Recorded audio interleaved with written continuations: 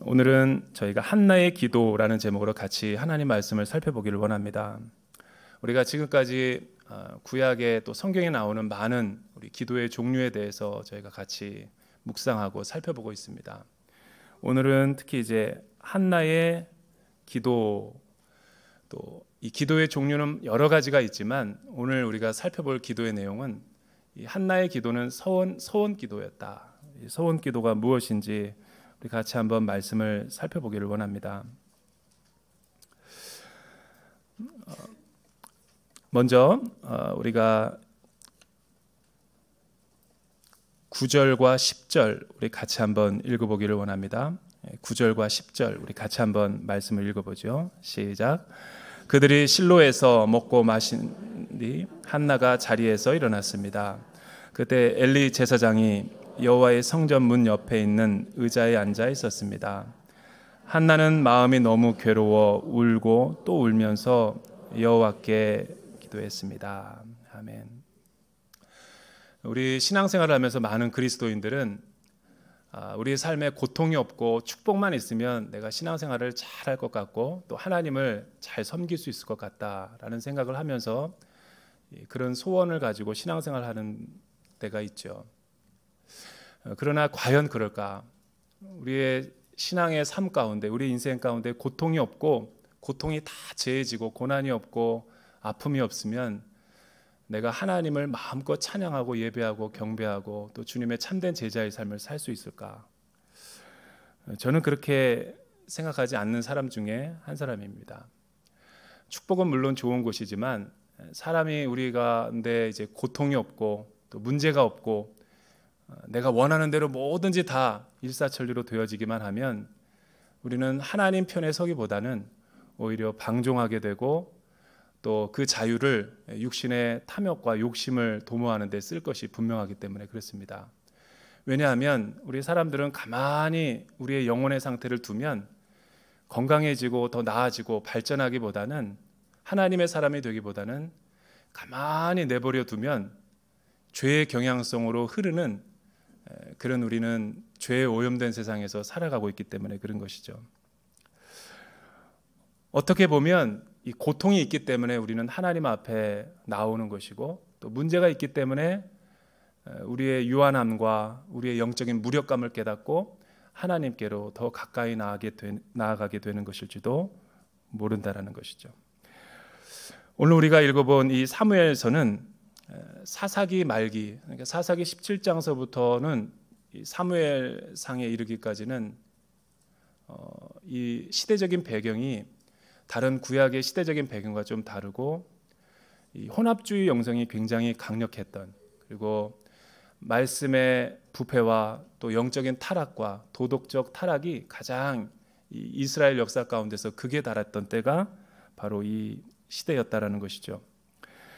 그래서 어떻게 보면 오늘 말씀을 보면 영적으로 되게 암울하고 또 흑암기였고 또 새벽으로 치자면 가장 칠흑같이 어두웠던, 어둠이 짙었다라는 것은 곧 서광의 빛이 멀지 않았다라는 것을 의미하는 거죠.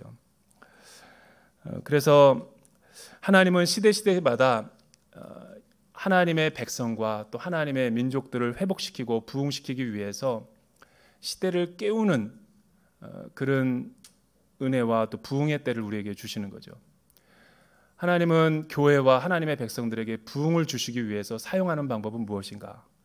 그거는 영적인 하나님의 사람을 일으켜 세우셔서 이스라엘의 회복과 또 하나님의 나라의 백성들을 새롭게 하신다라는 거죠. 그러니까 하나님이 직접 우리 가운데 강림하시기보다는 믿음의 사람, 또 의의 사람, 또 말씀에 충만한 사람을 세우셔서 하나님은 우리 사회와 민족과 가정을 깨우는 영적인 나팔수로 사용한다라는 것이죠. 사무엘 우리가 서를 1장을 읽어보면 이 사무엘 이스라엘의 위대한 또 부흥을 알리는 서곡을 알리는 이 서론으로서 1장이 놓여져 있는데, 어떻게 보면 1장은 어두운 이스라엘 시대를 반영하고 있듯이 서광이 비추기 전에 하나님은 어떻게 하나님의 사람을 준비하시는가를 성령으로 우리에게 조명해 주고 있는 것을 보게 됩니다.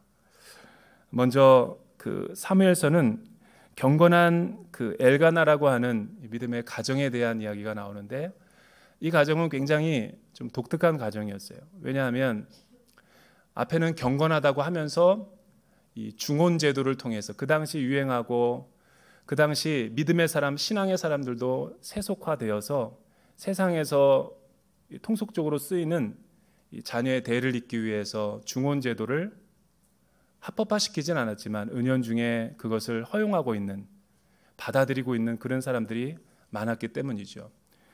그래서 엘가나는 하나님의 사람이었지만 분인나라고 하는 그 여인을 두어서 자녀를 낳았고, 원래는 이제 한나라고 하는 여인을 사랑해서 결혼을 하게 됐지만 오랜 시간 동안에 우리 한나가 자녀를 갖지 못하자 이 분인나라고 하는 여인을 두어서 대를 이어가게 되는 것이죠. 분인나는 자녀를 많이 낳았지만 이 한나에게 더 많은 사랑과 더 많은 이렇게 관심을 가졌던 것을 오늘 말씀은 우리에게 소개를 해주고 있는 것을 보게 됩니다.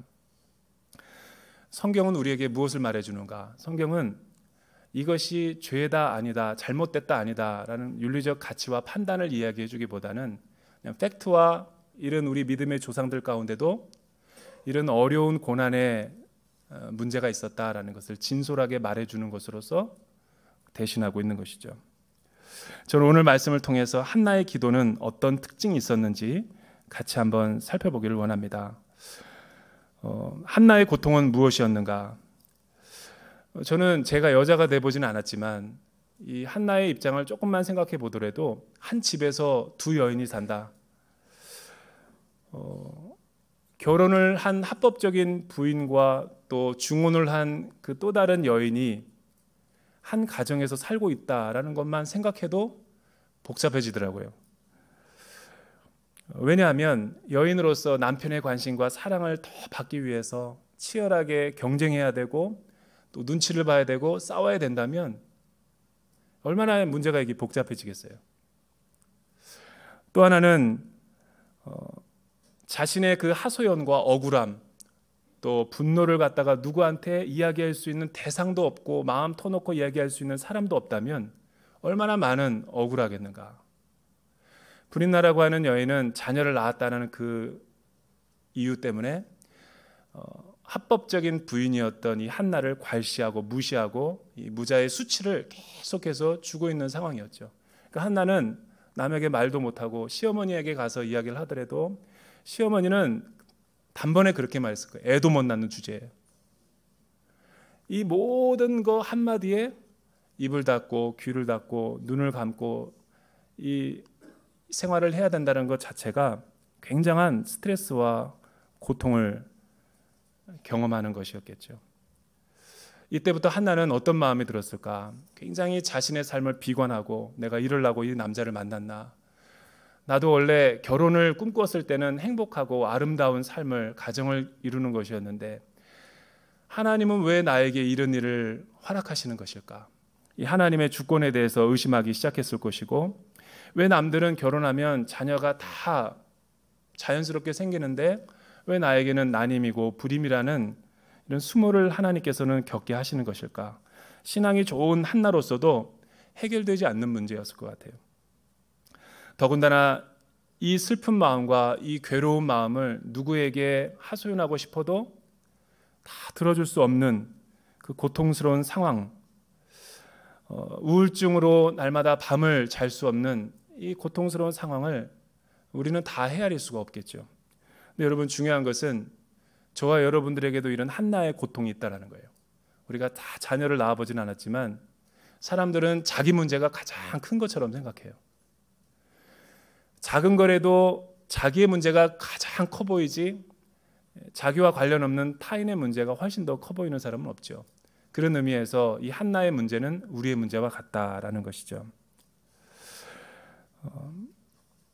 이런 한나는 이 문제를 가지고 사람에게 의논한 것도 아니고 어떤 다시 친정으로 돌아가서 살고자 했던 것도 아니고 이 여인은 오로지 자신의 문제를 문제 위에 계신 하나님을 주목하며 하나님에게 이 문제를 가지고 나아갔다는 것에 우리가 주목할 필요가 있는 것이죠.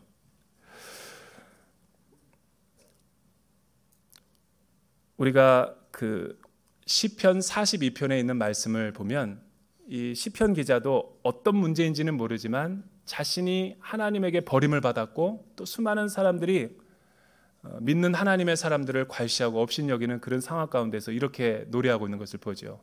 우리 시편 42편에 있는 말씀을 같이 한번 읽어볼까요? 시편 42편 9절과 10절 시작. 내 반석이신 하나님께 말하기를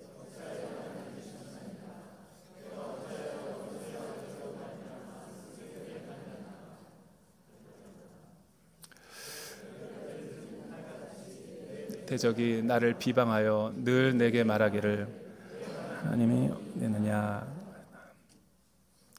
한나는 문제가 생길 때 어떤 태도로 믿음 안에서 서 있었을까? 그녀는 이 문제를 문제로 바라보는 것이 아니죠.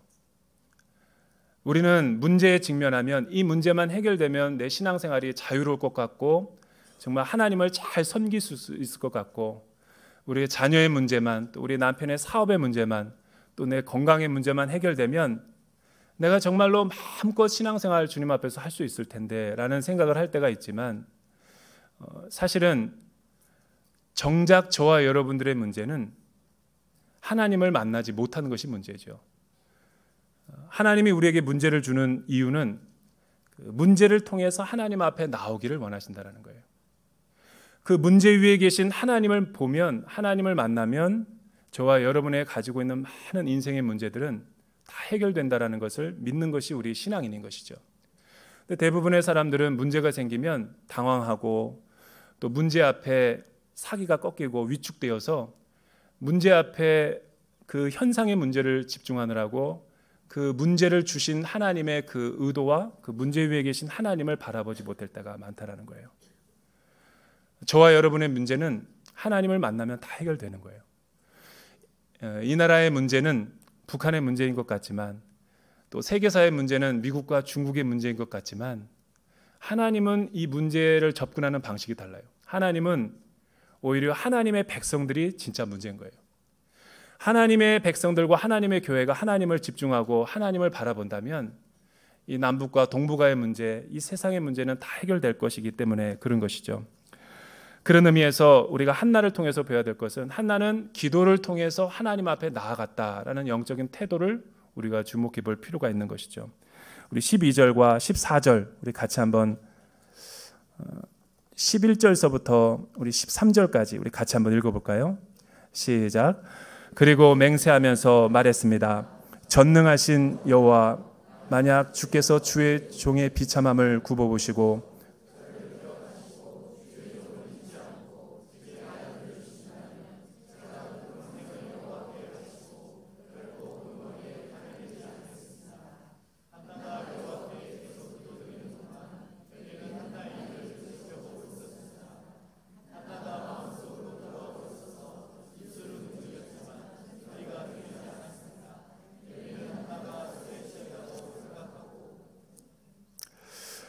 오늘 말씀을 보면 한나는 자신의 문제 앞에 절망하고 포기한 것이 아니라 사람이랑 의논한 것이 아니라 문제 앞에 하나님 앞에 나아가 이 기도를 하기 시작했다는 것이죠. 근데 기도는 그냥 평범한 기도가 아니었어요. 저와 여러분이 평상시에 드리는 기도와 다른 종류의 기도를 드렸죠.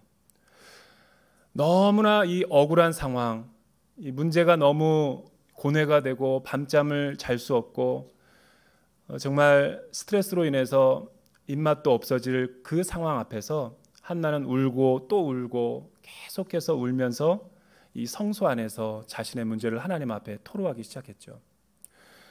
이것을 시편에서는 이 탄식시라고 그래요. 여러분, 탄식시가 무엇이냐면 탄식은 믿는 사람들도 고난 가운데 같이 임할 수 있다는 거예요. 근데 문제 가운데 이 시편 기자는 하나님이 어디 있느냐? 하나님은 나를 버리셨나이까? 또 하나님은 도대체 살아계시나 하시는 겁니까?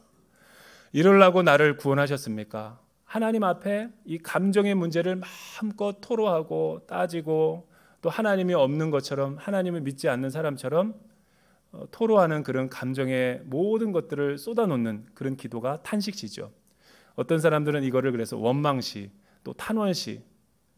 근데 이 시편 기자가 누구인지는 알 수 없지만 성소를 떠나지는 않아요. 계속 성전에서 머물면서 하나님 앞에 울며 토로하며 하고 싶은 말을 다 쏟아내면 마지막 결론은 뭐냐면 주는 나의 반석이시라. 주님은 나를 도우실 자이십니다. 하나님은 악에서 우리를 구원해 내실 것입니다. 찬양하고 선포로 끝나는 것이죠. 이것이 시편 기자의 탄식시예요. 여러분, 구약의 성도들도 그랬다면 이 한나가 지금 드리고 있는 기도도 어떻게 보면 탄식시와 소원 기도라고 할 수 있는 것이죠. 한나가 울고 하나님을 원망하고 하나님을 또 실망한 그런 감정도 느낄 때도 있지만 그것은 믿음이 없어서라기보다는 자신의 상황이 너무나 억울하고 너무나 힘들고 어디 가서 하소연할 데가 없었기 때문에 이렇게 마음껏 영혼의 그 비통함을 하나님 앞에 쏟아놓는 것이죠. 이런 기도는 우리가 평상시 일이 잘 될 때나든가 아무 문제가 없을 때 드리는 기도의 종류와는 다른 것이죠. 처음에는 내가 기도하는 것지만 성령의 깊은 임재 가운데 성령의 말하게 하심을 따라 기도할 때는 성령이 나를 압도해버리고 지배하게 되는 거죠. 그때는 방언도 터지게 되고 막 이 영혼의 액체의 기도인 눈물이 막 쏟아지다 보면 중심에서 드리는 기도가 막 쏟아지게 되는 것이죠. 우리의 문제는 우리가 기도할 때 무엇을 진짜로 기도해야 되는지 모른다는 거예요. 그래서 하나님 나라 가면 천국에는 쓰레기장, 소각장이 그렇게 큰 것이 있다고 하잖아요. 우리 믿는 사람들이 기도한 것들이 다 쓰레기장에서 소각되기 때문에 큰 쓰레기장이 있다고 그래요. 만약 저와 여러분들이 우리가 드리는 기도의 제목대로 다 응답됐다면 이 자리에 앉아 있을 사람이 한 사람도 없을 거예요. 들어준 것도 감사하지만 거절하신 것도 굉장히 영적으로 의미가 있고 거절한 것 때문에 오늘 내가 이렇게 하나님의 신실한 삶을 살아갈 수 있다는 것이죠. 처음에는 이 한나가 기도했을 때 억울함과 또 탄식시의 시편 기자처럼 슬픈 마음에 막 감정을 토로하다가 어느 순간부터는 성령님이 그녀의 입술과 그녀의 영혼의 중심을 압도하기 시작하고 충만하게 되면서 이제는 그녀가 말하고 싶은 것을 기도하는 것이 아니라 하나님의 뜻을 따라서 기도하기 시작했고 나의 뜻을 하나님의 뜻에 맞춰가는 기도를 하기 시작한 거죠. 그런 의미에서 이 한나의 기도는 조건적인 기도가 아니라 서원 기도라고 할 수 있는 거예요. 왜냐하면 민수기 30장 1절과 8절에 보면 우리가 내 영혼이 가장 비참하고 비통한 마음이 있을 때 금식하고 식음을 전폐하고 내 육적인 동기나 욕심이 아니라 하나님의 마음에 합한 그 기도 제목을 드리는 가운데 깊은 기도의 자리로 나아가는 것을 우리는 서원 기도라고 그래요. 한나는 이런 기도를 드리기 시작했던 거죠. 그 기도는 어떻게 보면 한나가 기도해서 기도했다기보다는 성령님이 영적으로 어두운 시대를 깨우기 위해서 한나에게 그런 문제와 고통을 주시고 기도의 자리에 나오게 하셨고 또 성령의 조명과 인도하심을 따라서 지성소에서 자신의 문제가 아니라 하나님의 영적인 문제를 하나님의 나라를 위해서 이 기도하는 이 영적인 기도를 드릴 수 있게 하셨다라는 거예요. 그래서 한나는 이런 기도를 드리게 되는 거죠. 전능하신 여호와, 만약 주께서 주의 종의 비참함을 굽어보시고 저를 기억하시고 주의 종을 잊지 않고 제게 아들을 주신다면 평생을 여호와께 바치고 결코 그 머리를 칼에 대지 않겠습니다. 이때 엘리는 옆에서 한나가 기도드리는 것을 성소에서 지켜보고 있었죠. 그런데 한나가 자기가 기도하는 것이 아니라 성령이 인도하심을 따라 기도할 때 혀가 꼬이게 되고 새술에 취한 것처럼 그 당시 믿음이 경건하지 못했던 많은 사람들이 성소에 와서 이 독주와 포도주를 마시면서 소란을 피웠던 사람이 있었던 것 같아요. 그럼에도 불구하고 이스라엘의 영적 지도자였던 이 엘리 제사장이 의자에 앉아서 한나가 기도하는 것을 목도하고 있으면서 그것이 새술에 취한 건지 술에 취한 건지 구분을 못할 정도로 영적인 분별력이 없었던 암흑의 시대, 또 판단력이 흐려졌던 그런 예배가 예배되지 못했던 어두움의 시대가 바로 이런 사사기 말기와 사무엘 초기의 시대였다라는 거예요. 대부분 이 고통을 우리에게 주시면 고통은 다른 것은 다 모르겠지만 하나님 앞에서 우리의 영혼이 가장 겸손하고 순수해지는 때가 이 고난과 문제의 때라는 것은 다 동의하실 거예요. 우리 일이 잘 풀릴 때 내가 기도하는 것과 내 힘으로 감당할 수 없고 아무것도 내가 할 수 없다라는 것을 우리는 깨닫게 될 때 하나님 앞에 엎드리게 되고 순수한 마음으로 기도하게 되는 것이죠. 저는 이 한나가 드렸던 이 서원 기도가 그런 기도가 아니었는가라는 생각을 한번 해보게 돼요. 혹자는 이 서원 기도는 너무나 이 자식들이 보기에는 억울한 거 아니냐. 자기는 소원도 하지 않았는데 엄마가 나를 태어나기 전에 미리 하나님께 바치고 자기 남편은 동의한 적도 없는데 우리 아내가 이 사업만 되게 하시면 10의 1조를 주님 앞에 전부를 드리겠습니다. 그러니까 우리 남편이 너무나 사업이 잘 되고 난 뒤에 풀리고 난 뒤에 억울한 거예요. 그런데 제가 한번 이 말씀을 다시 한번 묵상해 보게 됐어요. 저는 모태신앙으로 자란 사람인데 제일 듣기 싫은 그 소리가 뭐였냐면 목사님들이 가끔 설교할 때 조크로 모태신앙은 모태신앙이다. 성가도 좀 해. 못해. 교사 좀 해라. 나 못해. 그래서 모태신앙이라는 말로 이렇게 시니컬하게 냉소적으로 말해요. 근데 나는 그 얘기를 들을 때마다 자꾸만 비유에 거슬려요. 다 그런 것도 아닌데 모든 모태신앙이 마치 영적으로 활력이 없고 생명력이 없는 것처럼 저는 모태신앙이 얼마나 큰 축복이라는 것을 가정생활에서 많이 배웠던 사람이에요. 우리 어머님이 가난하고 못 살았지만 9시만 되면 자녀들을 다 깨워서 한나처럼 하나님 앞에 예배드리고 시편의 한 구절을 서로 돌아가면서 형제들끼리 읽게 하고 예배를 드리지 않으면 잠을 못 자게 했어요.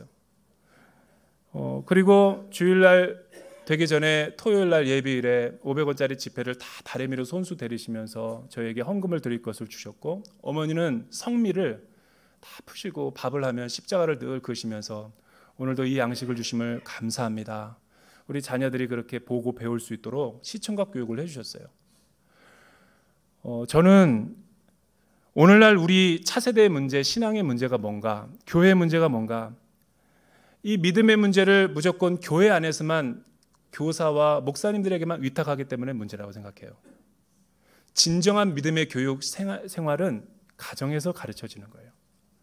가정을 통해서 모태신앙의 교육과 또 갑자기 거듭나서 신앙생활한 사랑과 3대, 4대 걸치신 이 신앙의 이 믿음의 경건한 가정에서는 신학교에서도 배울 수 없는 좋은 믿음의 유산들을 많이 배워요.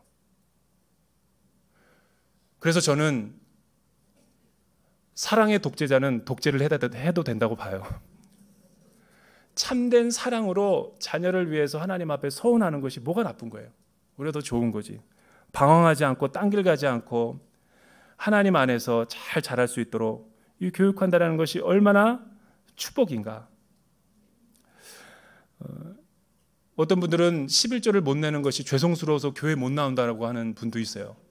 내가 그렇게 소원했는데 건축 헌금을 소원했는데 한 번은 대전에 와서 저에게 신앙상담을 하신 분 가운데 이런 분이 있어요. 목사님, 계속 하나님이 예배를 드릴 때 11조에 대한 자기가 과거에 서운한 것에 대한 부담감을 주십니다. 어떻게 해야 되는 것이 좋을까요? 빚을 얻어서라도 낼까요? 그것은 하나님의 뜻이 아닐 거예요. 형편이 피면 그 소원이 기억나면 계속해서 갚으면 되는 거죠. 그러나 민수기 30장 1절과 8절에서 우리에게 한나처럼 서운할 때 그 기도는 하나님 앞에 약속한 것은 반드시 지킬 수 있는 그 믿음, 그거를 하나님은 보시고 이 믿음의 기도 가운데 응답해 주신다라는 것이죠. 이거는 평상시 때와 같은 기도가 아니에요. 저와 여러분의 인생 가운데 전부를 올인해야 되고 걸어야 될 때, 인생에 정말 이 절체절명의 순간에 드려야 되는 그런 서원 기도가 있다라는 거예요. 그걸 한나는 하나님 앞에 순수한 마음으로 드렸다라는 것이죠. 기도란 무엇입니까? 기도는 나의 뜻을 무조건 하나님께서 들어달라고 때를 쓰는 게 기도가 아니에요. 어떤 분들은 제가 친구 목사님한테 들은 건데 그 새벽 기도하는데 너무 사납게 기도한다는 거예요. 막 의자를 집어던지고 기도하는 분이 있어요. 하나님이 어떻게 나한테 이럴 수 있냐고. 40일 새벽 기도했는데 어떻게 내 기도를 안 들어주냐고. 하나님이 뭔데 여러분들의 기도를 들어줘야 돼요? 여러분, 기도는 나의 뜻에 하나님의 뜻을 맞춰가는 것이 기도가 아니에요. 설령 내 인간적인 욕심과 잘못된 기도의 제목으로 기도를 시작한다 할지라도 기도하는 가운데 영적인 튜닝을 하는 것이죠. 나의 뜻을 기도하는 깊은 임재 가운데 성령님이 만져주시고 하나님의 위로를 보면서 그 하나님의 뜻과 일치시켜 가는 거죠. 그런 의미에서 한나는 이 자신의 뜻과 욕심을 위해서 기도한 것이 아니죠. 이 아이를 하나님께서 주신다면 하나님의 나라와 민족을 위해서 나실인으로 서원해서 드리겠습니다. 삭도도 되지 않고 시체에도 근접하지 않고 포도주나 독주도 마시지 않는 세상과 구별된 자녀로 주님 앞에 드리겠습니다. 소원 기도를 드린 거예요. 예레미야서 33장 2절과 3절 우리 같이 한번 한 목소리로 읽어볼까요? 기도가 얼마나 중요한가 우리 같이 한번 읽어보죠. 시작. 이를 행하시는 여호와, 그것을 만들며 성취하시는 여호와.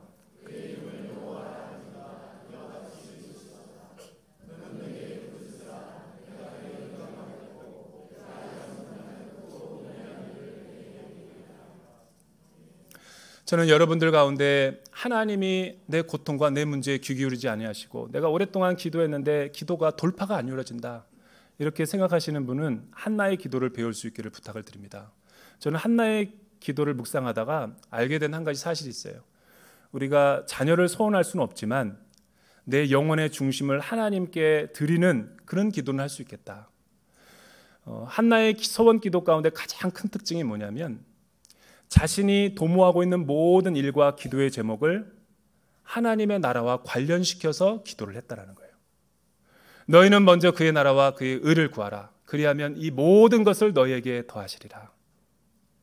우리가 주로 기도해 드리는 패턴은 무조건 주시옵소서, 하나님 이것을 먹을 거를 해주시고 우리의 사업을 잘 해주시고 우리의 자녀가 좋은 대학에 들어가게 해주시고 이런 것만 머무르는 기도가 아니라 우리가 기도하는 모든 제목들이 하나님의 나라와 하나님의 사업과 관련이 있도록 연결지어서 기도하는 패턴이 되게 중요하다. 그것이 한나의 서원 기도의 특징이었다라는 것이죠. 여러분, 한나는 하나님 앞에 이 부르짖고 기도할 때 성령님이 이 한나의 포기하지 않는 기도에 응답하셨던 것이죠. 엘리가 뭐라고 말하고 있습니까? 엘리가 한나가 입술을 움직여 소리가 들리지 않자 술에 취해서 기도하는 것처럼 보였지만 한나가 이렇게 말하죠. 우리 15절과 16절 같이 한번 읽어볼까요? 16절 17절 시작. 한나가 대답했습니다. 네 주여, 그런 게 아닙니다. 저는 슬픔이 가득한 여자입니다. 저는 포도주나 독한 술을 마신 것이 아니라 여호와께 제 심정을 쏟아낸 것입니다.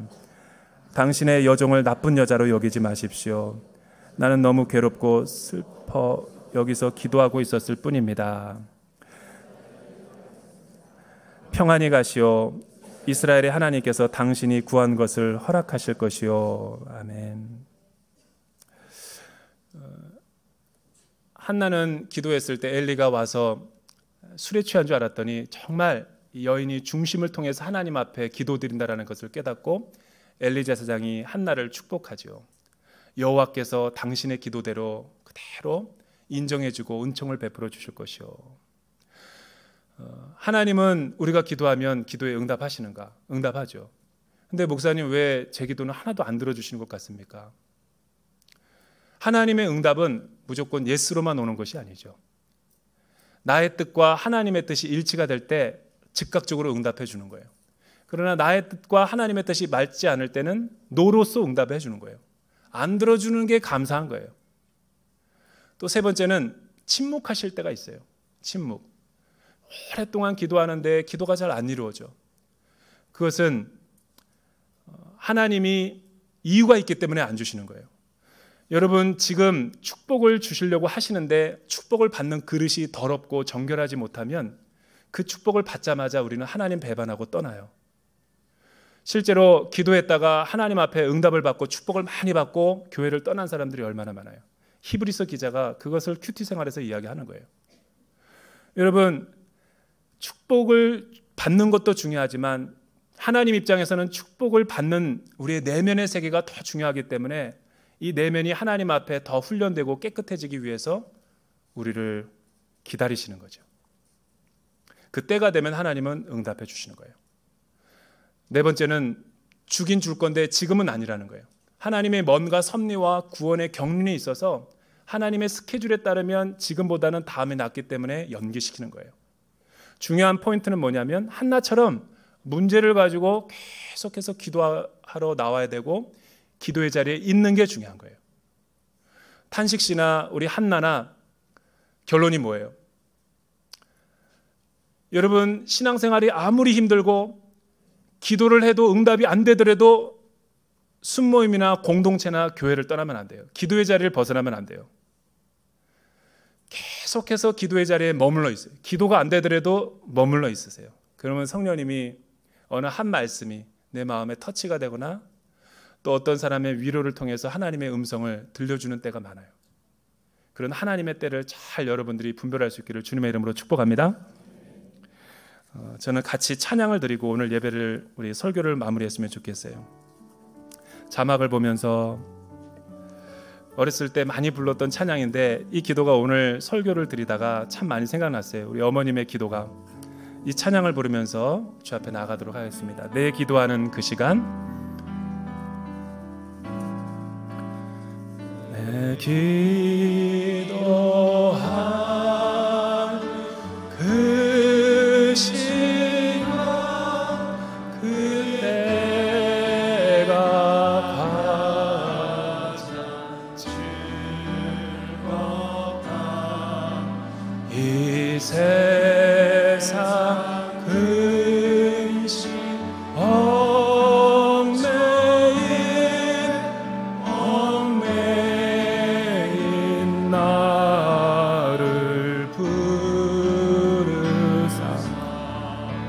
내 진정 소원 주 앞에 난 낯이 아뢰어 큰 불에 당해 슬플 때 나 위로받게 하시네. 내 기도하는 그 시간 2절, 내 기도하는 그 시간 내게는 가장 귀하다. 저 광야 같은 세상을 끝없이 방황하다가 위태한 길을 떠나서 주께로 내가 이끌려 그 보좌 앞에 나아가 그 은혜 받게 우리 4절 찬양하겠습니다. 4절, 내 기도하는 그 시간 그때가 가장 우리 오른손을 가슴에다 대고 찬양할까요? 주 세상에서 일찍이 저 요란한 곳 피하여 빈들에서나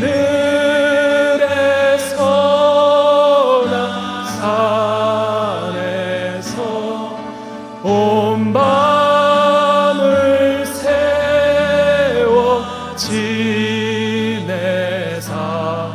주 예수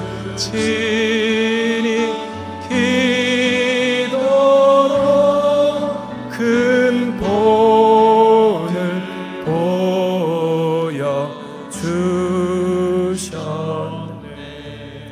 같이 기도하겠습니다. 사랑하는 주님, 마태복음 5장 4절에서 애통하는 자는, 슬퍼하는 자는 복이 있다. 왜냐하면 그러한 사람만이 하나님의 참된 위로를 받을 수 있기 때문이다 라고 말씀하시는 주님, 브린나와 같은 세상에서 한나와 같은 하나님의 성도들이 얼마나 많은 구박과 핍박과 수치와 모멸감을 받을 때가 많이 있습니까? 그때마다 우리가 문제 앞에서 포기하거나 절망하는 것이 아니라 그 문제를 성소에, 지성소에서 주님 앞에 아뢰며 기도할 수 있는 하나님의 백성들이 되게 하여 주시옵소서. 이 나라와 민족이 너무나 중요한 시대를 지나가고 있습니다. 어쩌면 하나님이 우리에게 기도하라고 하시는 이 사인은 나 자신을 위해서 기도하라기보다는 사무엘이 하나님의 민족을 위해서 귀하게 쓰임받게 해달라고 기도했던 한나와 같은 기도를 기다리고 있는 줄로 모르겠습니다. 이 나라 민족, 대한민국 교회들이 영적으로 깨어서 나라와 민족, 중요한 시대를 위해서 기도하는 백성들이 되게 하여 주시옵소서. 이 모든 말씀 예수님의 이름으로 기도드립니다.